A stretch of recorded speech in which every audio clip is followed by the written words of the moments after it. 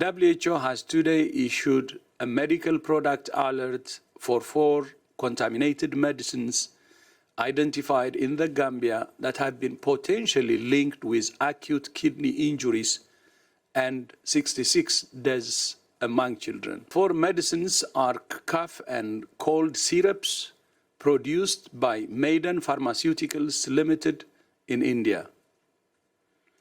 WHO is conducting further investigation with the company and regulatory authorities in India. WHO recommends all countries detect and remove these products from circulation to prevent further harm to patients.